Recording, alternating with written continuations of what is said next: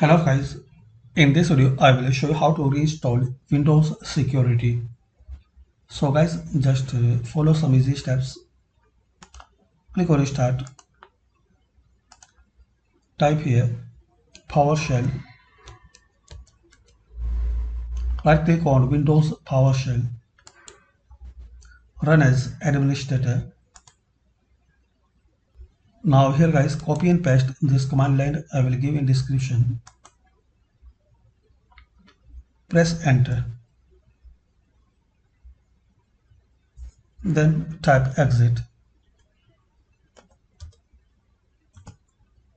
Now restart your PC or laptop. So this is the basic and quick way to reinstall Windows security on Windows 11.